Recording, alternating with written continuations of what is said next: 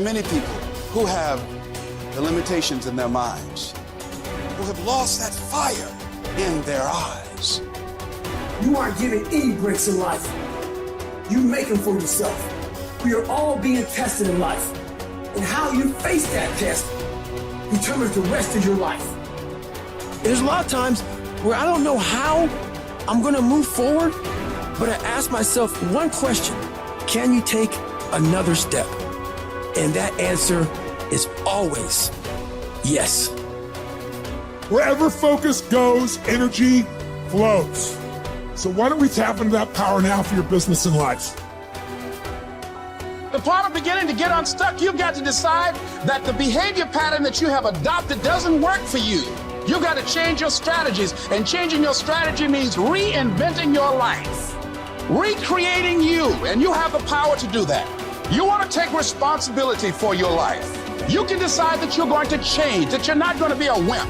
I got me here, I can get me out of this, and I'm getting out. It's not easy reaching your dreams. It's not easy to achieve a happy and fulfilled life. It's not easy getting up every day, fighting, going through the daily struggles, getting rejected constantly, getting laughed at all the time, going through trials and tribulations, facing the pain of defeat over and over again. It is not easy, but if you do it, it is worth it. So when people ask you, say, how you doing? Even if you're having some difficult times, say, I'm blessed and highly favored. Because anytime you wake up and you don't have a white chalk outline around your body, it's a great day. You got to tell yourself that no matter what gets in my way, I'm going to keep going. I'm going to keep moving. I'm going to keep winning. I'm going to keep surviving. It's everything that you want, because you went through that pain of that journey. It felt like he wanted to just knock you down and say, you know what? You can't do it. Understand that it's going to be trials and tribulation. That we'll have storms, but they will have sunshine after the rain. But that depends on you and how bad do you truly want it. Nothing in life will hold you back if you trust in yourself and you trust in the process. And at the end of this race, guys, you're going to be more capable. Through that effort, builds the character, the person you want to be at the end. Accept that. And so I say to you, it's possible you can live your dream. If it's becoming a diamond, if it's having more, it's achieving more, it's possible you can live your dream. It's necessary that you have a plan of action, that you're resilient, that you stick to, that you have the vision and never give it up, that you become creative and relentless and keep on coming back again and again and again, and that it's you that you got to take personal responsibility to make it happen. And when life knocks you down, jump back up and say, it's not over until I win.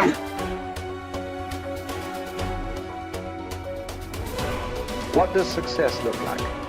What does it take? Human being has come with such open sense of possibilities. Those who are committed to being successful with whatever they're doing, one important aspect of their life is, that is what gets you across so many lines in our life, so many barriers in our life. This happened in your school, maybe later in your university, later in your work. It's happening to people, maybe not everyone, but to a whole lot of people. Their commitment to success is weak. They want to succeed. They will take 3 steps. Then something little interesting happens here. They will go away here. They will go away there. They will go away there. Hey, I want to live. Their commitment to success is weak. Either situations around them in some way, situations can impede you from doing what you're doing very easily. Many times it happens to everyone. But when this happens, people weaken their commitment for their success. Maybe physically they'll feel a little weak. They will weaken their commitment to success. Maybe their emotions slosh around a little bit. They will weaken their commitment to success. So our commitment to success should not weaken because there is social drama going on, or physiological drama, or psychological drama. Whatever happens, your commitment to success should not weaken. That is what gets you across so many lines in our life, so many barriers in our life. So what does success look like? What does it take? Those who have been very successful, either in music, sport, art, business, spiritual process, doesn't matter what.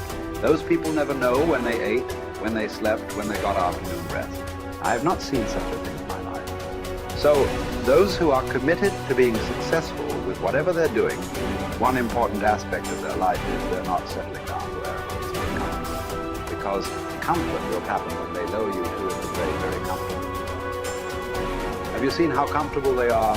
Once they're dead, if you throw them there also, they're comfortable. If you lower them, they're comfortable. Right now, it's about ensuring that there is profoundness of experience and there is impactfulness of activity. Because if they had given you a limitless amount of time, you could do all those things, nothing wrong. I'm not against it. But they gave you such a little time with such tremendous potential of being human. That's the problem. If creation had made you like an earthworm, I'm not saying there's anything wrong with an earthworm. It is just that it's a unipolar potential. It can only do that much. An earthworm is not thinking of climbing a tree because it knows it'll be picked up by the birds. It never has such aspirations. It just wants to recycle the earth. You know, it is beneficial to so many other lives, including us, but its objective is very clear: to eat and to reproduce and to die. Very clear objective, that purpose to fulfill he strives. I don't think he sleeps in the afternoon. I don't think so, because many afternoons I've seen earthworms. They were all vigorously active, but a human being came with too many potentials. Because of that, it needs a certain level of striving for a human being to forget about the world, to consider yourself successful. If your idea of success is you're doing little better than your neighbor, I call that sickness. That is not success. You are happy that your neighbor is worse than you. Is this sickness or success? It is sickness. But in some way, you feel fulfilled with what you're doing. Let's consider that as success for now. It doesn't matter whether you're better than somebody or worse than somebody. That question should not even come up in your mind. But in some way, you feel you're using yourself fully, and there's a certain sense of fulfillment in your activity. Well, if you're capable of just closing your eyes and simply sitting without any activity, that's fantastic. But you cannot do that. You cannot do that right now.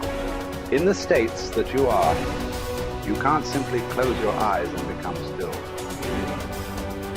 Instead of being busy, you will become preoccupied. That doesn't mean you're improving, that means you're regressing in some way. The problem about this success is people always making judgments. I did this, I did that, maybe this didn't work, maybe this is a mistake, that's a mistake. There's no such thing in life. See, at one time you were a monkey, all right. Hey, this is not me, this is that Englishman, you know. Charles Darwin said you were all monkeys. At one time you were a monkey just a brief while ago. Was it a mistake that you committed? That you were a monkey? Or was it just a certain stage of evolution? Was it a mistake or was it just a certain stage of evolution? Similarly, since you were born, because as a human being, you're born largely unformed, unlike other creatures. Other creatures, if their food is taken care of, they know what to do with their life. Because human being has come with such open sense of possibilities. You come unformed.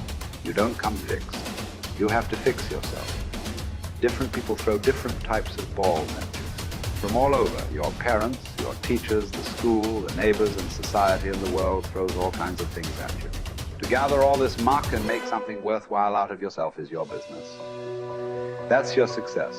It doesn't matter whether somebody thinks you're worthwhile or not. You feel you are a worthwhile life. Good enough for now. World may not recognize. It doesn't matter. But you know you are worthwhile.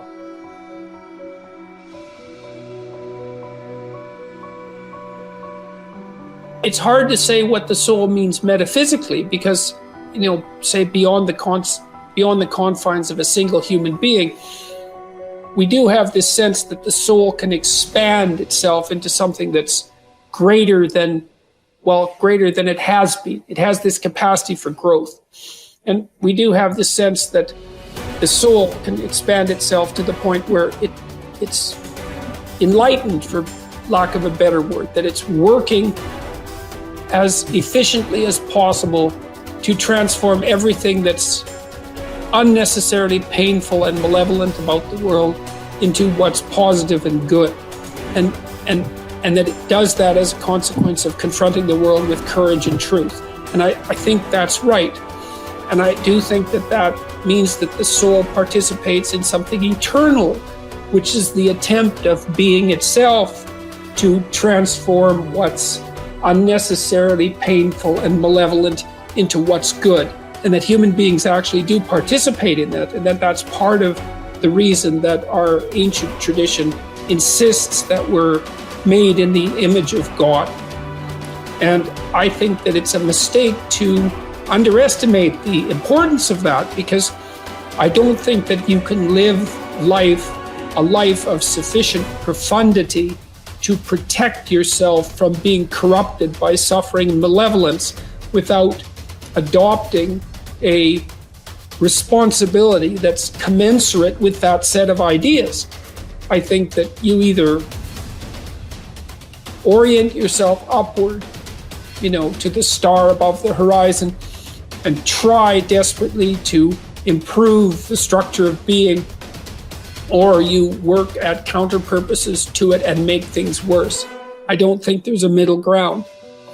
In fact, to the degree there is a middle ground, it tilts towards the negative, because people who try to occupy the middle ground